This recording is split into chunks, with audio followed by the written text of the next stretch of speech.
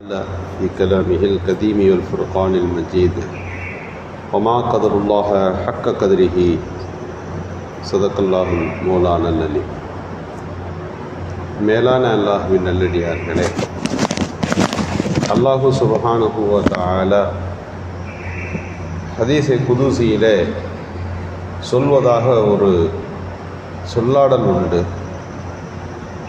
குன்து கன்சன் மக்ஃபியா, நான் மறைந்த பொக்கிஷமாக இருந்தேன்.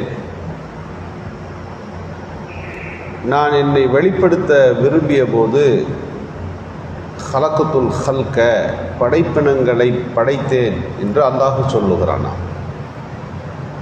அல்லாஹுவை யார் என்று அறியப்பட வேண்டும் என்பதற்குத்தான் இந்த பூமி, இந்த உலகம், இந்த உலகத்தில் உள்ள இத்தனை கோடி படைப்பினங்கள் அத்தனையும் படைக்கப்பட்டது.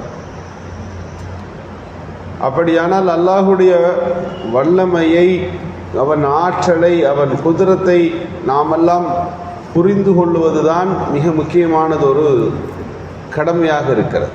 அல்லாஹ்னா யாரு, அவன் வல்லமை எப்படிப்பட்டது, இதை புரிவதுதான் இபாதத். அல்லாஹ் திருக்குரானுடைய பல்வேறு வசனங்களில் தன்னுடைய ஆற்றலை பற்றி கேட்டுக்கொண்டே வருகிறான். பொதுவாக மனுஷனுக்கு ஒரு சக்தி உண்டு, நமக்கு அறிந்திருக்கிறோம். ஒரு வீடு கட்டுகிறார் என்று சொன்னால், ஒரு கட்டத்துக்கு மேலே அந்த வீடு விரிவடைந்தால் அதற்கு தூண் வைப்பார்கள், பில்லர் போடுவார்கள். இது எல்லாம் வச்சு தான் ஒரு வீட்டை கட்ட முடியும். அஸ்திவாரம் விடாமல் வீடு கிடையாது, பில்லர் இல்லாமல் வீடு கிடையாது. ஒரு மனித சக்திக்கு உட்பட்ட காரியங்கள் உலகத்தில் தெரிய வஸ்துக்களை பார்க்குறோம். அப்படியே இதே போல் இன்னொரு ஒரு கட்டுமானம் எங்கே இருக்கிறது, வானத்தை நீங்கள் திரும்பி பாருங்க. அப்போல்லாம் எந்த ஒரு இலசமா, வானத்தை பாருங்க, அதுக்கு எங்கே பில்லர் இருக்கு, அதுக்கு எங்கே தூண் இருக்கிறது. இவ்வளவு பறந்து விரிந்த இந்த வானத்திற்கு தூணை இல்லாமல் அது எப்படி நிறுத்தப்பட்டிருக்கிறது, நீங்கள் யோசித்து பார்க்க வேண்டாமா? குர்ஆன்ல அல்லாஹ் ஒன்றொன்றாக கேட்கிறார். நம்முடைய படைப்பில் ஒரு கொஞ்சம் பெருசு இருக்கலாம், சின்னது இருக்கலாம், அது நாம் படைத்தோம் என்று சொல்லுவதில்லை. ஆனால் அல்லாஹ் சுப்ஹானஹு வ தஆலா தன்னை படைப்பாளன் ஹலக்க என்று மட்டும் சொல்வதல்ல, சில நேரங்களிலே பதிவுன் முன்மாதிரி இல்லாமல் படைத்திருக்கிறேன். நம்ம செஞ்சால் அது மாதிரி ஒன்றை செய்வோம், நம்ம அதே குவாலிட்டியில் இருக்கிறதில்ல. ஒரு கொசு அளவுக்கு அதே மாதிரி நம்ம படைக்க முடியுமா? ஒரு கொசு என்னெல்லாம் வேலை செய்கிறதோ அது மாதிரி ஒரு மனிதனால் உருவாக்கி விட முடியுமா? முடியாது. ஏன் கொசுவுக்கு போகிறோம்? அதை விட கொஞ்சம் சின்னதுக்கு போங்களேன். அல்லாஹு சுப்ஹானஹு வ தஆலா பெரிய படைப்பையும் படைத்து வைத்து காட்டுகிறான். சூரியனை படைத்து நமக்கு முன்னாலே காலையும் மாலையும் வந்து உதித்து கொண்டிருக்கின்ற நிலையில் அதை வைத்திருக்கிறான். அதனுடைய வெட்டம் எவ்வளவு பெரியது! அந்த படைப்பையும் படைச்சிருக்கிறான். நல்லே பார்க்க முடியாத சின்ன படைப்பையும் படைச்சு வச்சிருக்கிறான். இதையெல்லாம் பார்க்க வேண்டுமா? பார்த்து விட்டு அல்லாஹுவின் வல்லமையை நாம் புரிய வேண்டுமா? அல்லாஹ் குர்ஆன்ல அப்படித்தான் பல இடங்களிலே கேட்கிறார். அஃபலா யன்துரூன இல ஸமாஇ கைஃப குலிகத் வ இல ஸமாஇ கைஃப ருஃபியத் வ இலல் ஜிபாலி கைஃப நுஸிபத். அல்லாஹ் வானத்தை எப்படி உயர்த்தி வைத்திருக்கிறான், ஒட்டகங்களை எப்படி படைத்திருக்கிறான், பூமிகளை எப்படி நட்டு வைத்திருக்கிறான், இந்த பூமியை எப்படி விரித்து வைத்திருக்கிறான். இதெல்லாம் நீங்கள் பார்க்க மாட்டீங்களா? திருக்குர்ஆன் அழைப்பு விடுக்கிறது. இன்ன ஃபீ ஹல்கி ஸமாவாத்தி வல் அர்ல், வானத்தையும் பூமியையும் படைத்ததிலே, இக்திலாஃபில் லைலி வன் நஹார், இரவு பகல் மாறி வருவதிலே, லஆயாத்தின் லிஉலில் அல்பாப், அறிவுள்ளவர்களுக்கு அத்தாட்சி இருக்கிறது. திருக்குர்ஆன் முழுக்க தன் வல்லமைகளை எடுத்து சொல்லி இதையெல்லாம் எப்படி படைத்திருப்பான், அந்த படைப்பாளன் எப்படிப்பட்டவனாக இருப்பான் என்று நீங்கள் ஒரு மணி நேரம் அல்லாஹுடைய படைப்பினங்களை சிந்திப்பது, அது பல நூறு பல ஆயிரம் நஃபீலான வணக்கங்களை எல்லாம் விட சிறந்தது என்ற கருத்தில் ஹதீஸ்கள் உண்டு. ஒரு மணி நேரம் ஒரு நாளைக்கு அல்லாஹ்வின் படைப்புகளை பற்றி சிந்தித்து பார்க்க வேண்டுமா? அபூ ஹனீஃபா ரஹ்மத்துல்லாஹி அலைஹி இடத்துல நல்லா படைக்கிறான்னு சொல்கிறீங்களே, அது ஒரு பெரிய விஷயம் இல்லை. அல்லாஹ் உயிர் கொடுக்குறான்றீங்க, அதுவும் ஒரு பெரிய விஷயம் கிடையாது. நானும் தான் உயிர் கொடுப்பேன்னு ஒருத்தர் சொன்னார். எப்படி கொடுப்பீங்கன்னு கேட்டப்போ, அவர் ஒரு ஆட்டு கறி கடையில் கறியை கொஞ்சம் வாங்கிட்டு ஒரு டின்னில் போட்டு மூடிட்டு, நம்ம 2 நாளுக்கு அப்புறம் நம்ம இங்கே வருவோம், நான் எப்படி படைச்சிருக்கேன்னு உங்களுக்கு நான் காட்டுறேன் அப்படின்னு சொல்லி கூட்டிகிட்டு போய் கறியை வாங்கி ஒரு டின்னில் போட்டு பூட்டிட்டார். பூட்டி வைத்து 2 நாள் கழித்து திறந்தார். திறந்து விட்டு சொன்னார், பார்த்தீங்களா, நான் வச்சது கறி, இப்போது புழு, எத்தனை புழுக்களை நான் படைத்திருக்கிறேன் என்று சொன்னார். இப்போது அவர் கேட்டாரா, எவ்வளவு புழுன்னு கொஞ்சம் கணக்கு சொல்லுங்களேன், நம்பர் சொல்லுங்கள், எத்தனை புழுவை நீங்கள் படைச்சிங்க என்று அபூ ஹனீஃபா ரஹ்மத்துல்லாஹி கேட்டார்களாம். அப்போது அவர், தோராயமாக படைச்சிருக்கிறேன், எத்தனை நம்பர்லாம் எனக்கு தெரியாது. சரி, ஒவ்வொரு புழுவுக்கும் எத்தனை வயசு கொடுத்துருக்குறீங்க? 50 வயசு இருக்குமா, அல்லது 4 நாளைக்கு இருக்குமா, 3 நாள் இருக்குமா, அதில் ஆயுள் காலம் எவ்வளவு, அதெல்லாம் எனக்கு தெரியாது.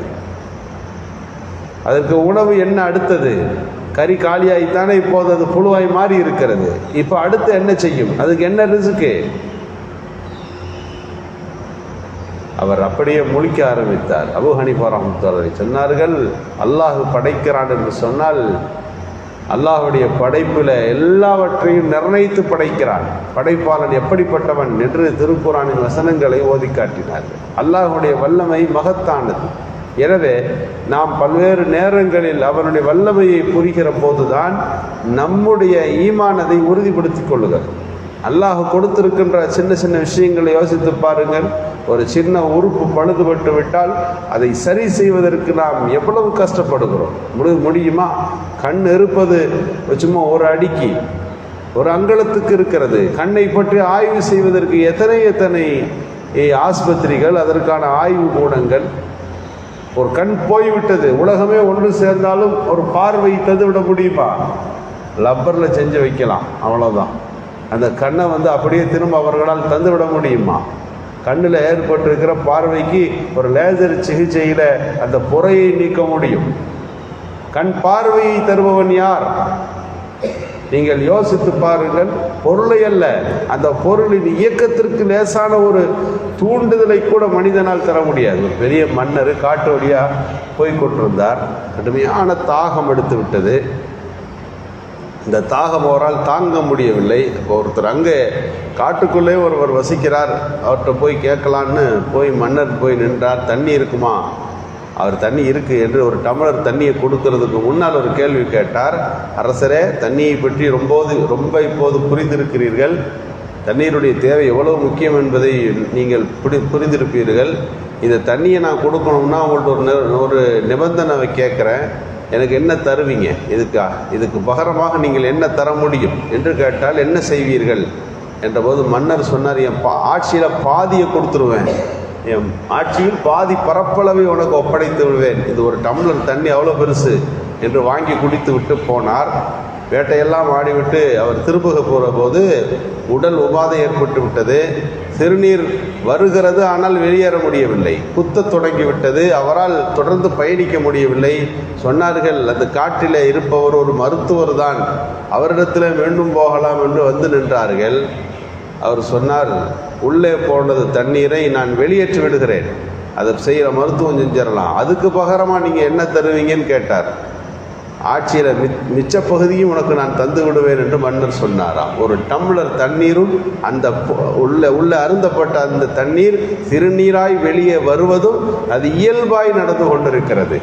அல்லாஹ் அப்படிப்பட்ட ஒரு பெரிய ஆற்றலை இயல்பாக இலகுவாக நாம் அதை கேட்காமலேயே உலகத்தில் கொடுத்து கொண்டிருக்கிறான். அதுதான் வல்லமை என்று நாம் புரிந்து கொள்ள வேண்டும். அல்லாஹு சுப்ஹானஹு தஆலா திருக்குர்ஆன் முழுக்க இந்த அத்தாட்சிகளை எடுத்தோதி நம்மிடத்தில் எதிர்பார்ப்பது, உங்களிடத்தில் அந்த ரப்பை புரிந்து கொள்ளுகின்ற தன்மை வர வேண்டும், அவன் வல்லமையை புரிந்து கொள்ளுகின்ற ஒரு சூழல் உருவாக வேண்டும் என்று திருக்குர்ஆன் முழுக்க அல்லாஹு சுப்ஹானஹு தஆலா நம்மிடத்தில் பல கேள்விகளை கேட்டுக்கொண்டிருக்கிறான்.